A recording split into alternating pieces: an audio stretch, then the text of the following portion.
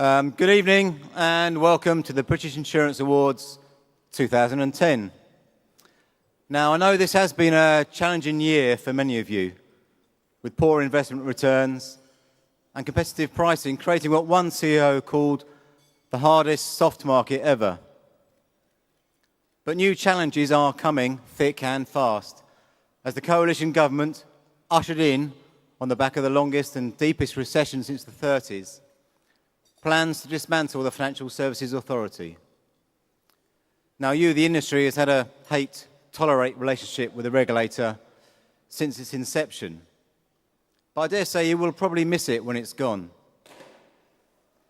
However, the die is cast, and the one regulator will be replaced by two, the rather nattily titled Prudential Regulatory Authority and the equally happy Consumer Protection and Markets Authority.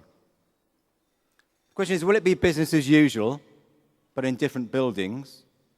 Or will the change herald a new era of prescriptive and heavy-handed regulation? Well, the message to government is simple. Regulation and supervision must be targeted, appropriate, and address real issues. Insurance should not be lumped in with banking, as this would be like using a hammer to crack a nut. One size certainly does not fit all in financial services. Now, the signs from Parliament look promising, but if the insurance industry wants the government to really listen, it must also put its own house in order. So here is my challenge to you, the great and the good of the insurance world, sitting out there in this magnificent hall tonight. The challenge is to embrace, promote, and embed professionalism, along with the competency and integrity that implies, across your businesses, across underwriting, broking, claims, and throughout the supply chain. Now, this year, our publications, Post, Professional Broking, Insurance Age, and indeed Reinsurance, have been promoting our Investing in the Profession campaign. And I urge you to do just that. Invest in your profession. But it's not just us in the media calling for this. A few months ago, the Chartered Insurance Institute, together with a host of other professional and trade bodies, produced the Aldermanbury Declaration. Now, the Declaration is a clear statement of intent. And that intent is that by the end of 2013, every single UK broker and insurer will exceed a minimum number of qualified staff, with at least half of all relevant managers qualified to at least ACII level. That you will commit to a framework of common standards and an enforceable code of ethics. And perhaps most importantly, that you will put the customer at the centre of everything you do. So if you have not already read, understood, and indeed signed up to this declaration, then I urge you to do so. It's not a huge ask. It's not even a huge leap.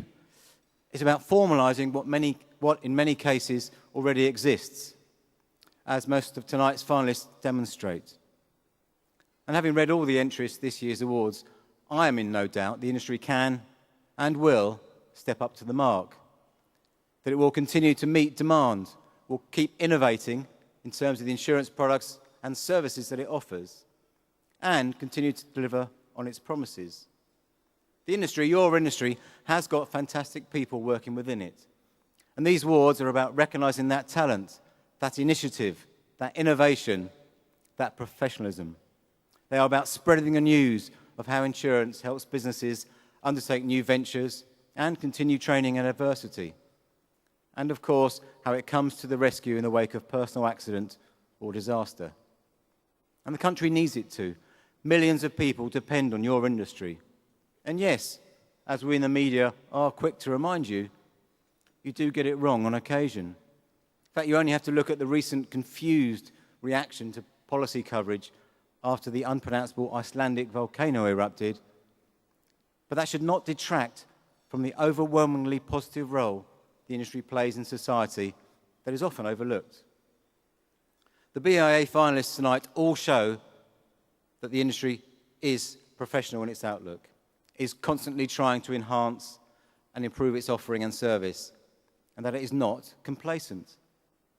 So I call on all of you to embrace the Aldermanbury Declaration and stand up to be counted.